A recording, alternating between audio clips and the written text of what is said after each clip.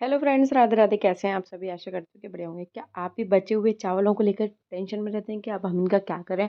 तो अब आप अपनी टेंशन भूल जाइए। जी हाँ फ्रेंड, क्योंकि मैं आपके लिए लेके आई हूँ बचे हुए चावलों से ऐसा नाश्ता कि अगर आप एक बार खा लेंगे ना तो आपका मन नहीं भरेगा। जी हाँ फ्रेंड, तो चलिए रेसिपी शुरू करते हैं। ये देखिए मैंने बनाए हैं ये बचे हुए चावल से ढोकला। जी हाँ फ्रेंड, अगर आप ढोकला खाने के शौकीन हैं तो भी आप इनको इतने चाव से खाएंगे ना कि आपको मज़ा ही आ जाएगा।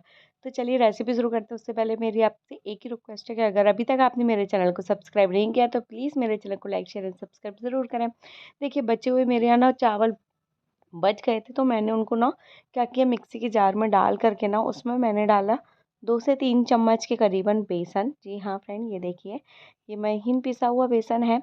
और ये डालेंगे हम 2 से 3 चम्मच के करीबन। इसके बाद मैंने लिया है 2 से 3 चम्मच के करीबन ये दही।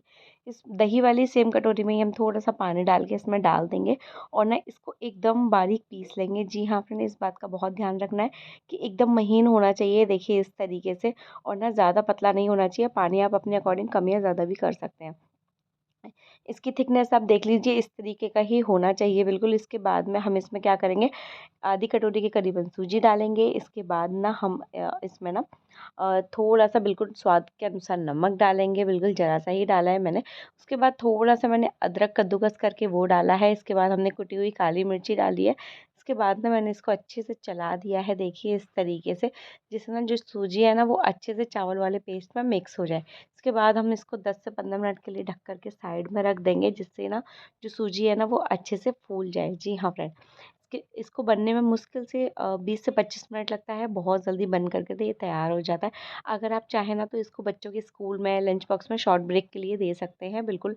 बच्चे भी बहुत ज़्यादा शौक से खाएंगे। जी हाँ फ्रेंड, और अगर आप डाइट पे है ना तो भी आप इसको बेफिक्र होकर खा सकते हैं। तो देखिए 15 मिनट हो चुके हैं। 15 मिनट के बाद में हमको करना क्या है, इसमें मैं इनो डालूंगी थोड़ा सा।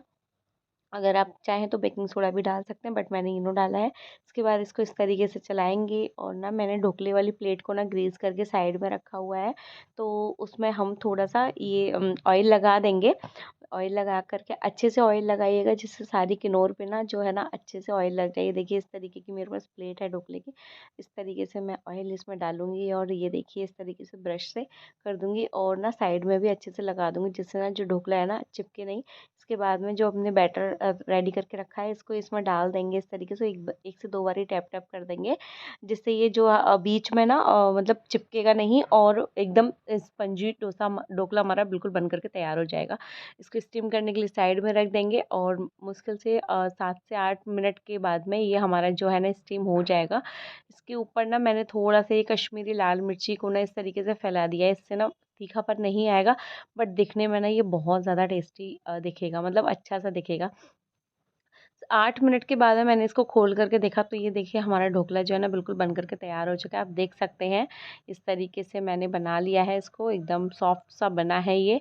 और ना इसको इस तरीके से हम कट कर लेंगे। पीसेस आप अपने हिसाब से कोई से भी कर सकते हैं। मैंने इसको इस तरीके से छोटे छोटे स्क्वायर पीस दिए हैं, जिससे दिखने में और खाने में बहुत ज़्यादा ईजी हो जाता है बच्चों के लिए। अगर आप बच्चों के लंच बॉक्स के लिए बना रहे हैं ना तो भी बच्चे बहुत ज़्यादा देख करके खुश हो जाएंगे कि आज मम्मा ने क्या ही बना दिया। तो ये देखिए इसके बाद हम इसमें लगाएंगे एक तड़का, जिसके लिए देखिए एक पैन गरम किया है मैंने, उसमें डाल दिया है ऑयल। इसके बाद में इसमें डालूंगी आधी चम्मच के करीबन राई। इसके बाद हम इसमें डालेंगे थोड़ी सी उड़द की दाल। उसके बाद हम थोड़ी सी चने की दाल डालेंगे। इसके बाद ना मैंने थोड़ा सा करी पत्ता डाला है और ना 2 से 3 हरी मिर्ची मैंने ली है, उनको बीच में से कट करके वो भी मैंने डाल दिया है।